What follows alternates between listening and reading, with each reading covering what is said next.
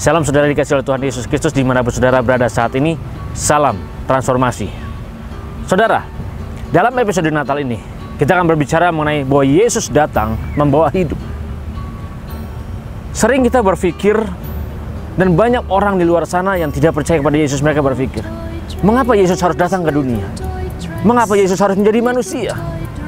Mengapa Yesus tidak menggunakan keesaannya, kekuasaannya, kemahakuasaannya tersebut dia gunakan dan dia berkata kepada manusia bahwa akulah Tuhan, percayalah kepadaku supaya semua mereka selamat. Kenapa Yesus tidak melakukan itu, saudara? Ada satu kisah nyata yang terjadi di Eropa, saudara. Salah satu pria, dia memiliki istri dan anak, dan pria ini tidak percaya bahwa Yesus sebagai Tuhan, dan dia hanya menganggap sebagai suatu dongeng saja, cerita tentang Natal.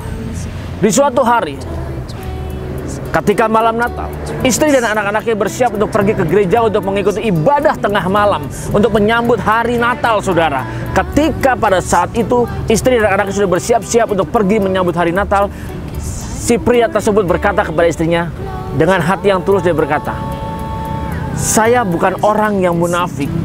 Saya memang tidak percaya tentang cerita hari Natal. Saya tidak percaya kenapa Yesus itu harus turun ke dunia menjadi manusia. Dan saya tidak bisa mengikuti ibadah untuk menyambut malam Natal. Daripada saya menjadi orang yang munafik, lebih baik saya di rumah menantikan kalian pulang." Dia berkata kepada istrinya dan anak-anaknya, saudara. Istri dan anaknya tersebut pergi ke gereja untuk mengikuti ibadah tengah malam menyambut datangnya malam Natal. Pada saat itu, salju sudah mulai turun dan terjadilah hujan badai, saudara. Pria tersebut duduk di sofanya, di samping perapian, sambil dia membaca koran dengan santai. Di luar rumahnya terjadi badai salju yang sedemikian dingin terjadi situasinya. Tiba-tiba ada 3 kali ketukan di pintu rumahnya. Dia berpikir bahwa ada orang yang mungkin datang. Atau dia juga berpikir ada orang yang mungkin menimbuk dengan butiran-butiran salju ke pintunya. Dia penasaran. Dia keluar dari rumahnya. Dia membuka pintu. Dan dia sangat terkejut, dia melihat ada sekumpulan burung yang sedang bergeleparan di sana, yang sedang loncat-loncat karena kedinginan, dan sedang berusaha untuk mencari perlindungan, yang sedang berusaha untuk mencari bagaimana menghangatkan tubuhnya, karena dia mengalami sesuatu hal yang bahaya, bisa membuat dia binasa, saudara. Pria tersebut berpikir, tidak tega dia membiarkan burung tersebut menggelepar-gelepar, meloncat-loncat karena kedinginan. Pria tersebut berpikir, saya harus menolongnya. Dan dia mengingat bahwa dia punya kandang kuda poni milik anak-anaknya. Lalu dia pergi ke kandang kuda poni tersebut. Dia menyalakan lampu dan dia membuka.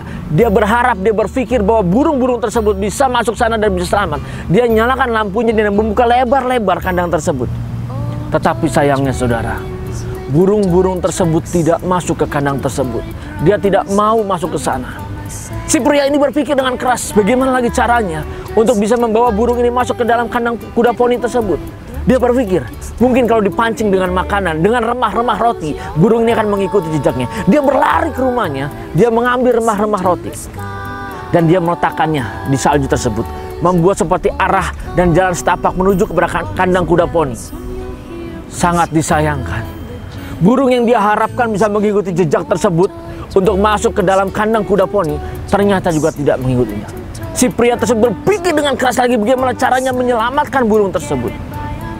Lalu dia berusaha untuk menggiring burung tersebut, sama seperti seekor anjing sedang menggiring domba dari belakang.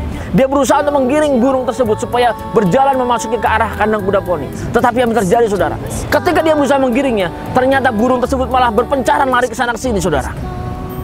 Dia berpikir dengan keras bagaimana caranya.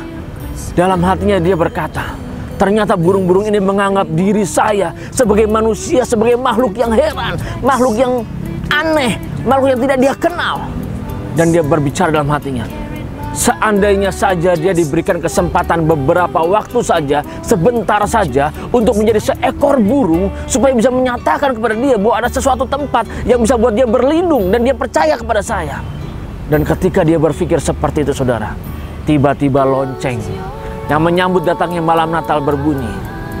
Dan dia tertegun, dia terdiam, dia berpikir.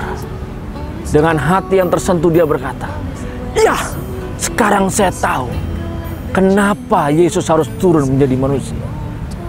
Karena ketika Yesus turun menjadi manusia, maka manusia bisa mempercayainya. Dan manusia bisa melihat bagaimana keselamatan dibawa oleh Yesus tersebut.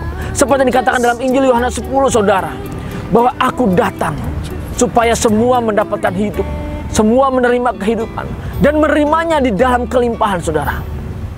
Berbicara menerima kehidupan, dalam Yesus datang ke dunia ini, bukan berbicara dalam kehidupan saat ini saja, saudara. Bukan berbicara saat kita ada di dunia saja, saudara. Tetapi Yesus memberikan kehidupan setelah kematian. Yesus juga memberikan kehidupan yang kekal dalam kehidupan kita. Berbicara kelimpahan, bukan hanya berbicara kita menerima materi yang luar biasa, tetapi berbicara bagaimana kita memiliki damai sejahtera dalam hidup kita. Berbicara bagaimana kita memiliki sukacita yang luar biasa, memiliki kebaikan dan kemurahan dalam kehidupan kita, saudara. Semua itu diberikan oleh Yesus. Dan kita dibenarkan oleh Yesus. Yesus datang ke dunia untuk memberikannya kepada kita. Sangat jelas Injil Markus mengatakan bahwa dia datang ke dunia ini bukan untuk dilayani, tetapi Yesus datang ke dunia ini untuk melayani dan memberikan dirinya menjadi korban tebusan bagi semua orang di dunia ini, saudara. Saudara, Yesus datang bukan untuk dilayani, tapi dia melayani. Dia memberikan dirinya, dia memberikan darahnya supaya saudara dan saya diselamatkan.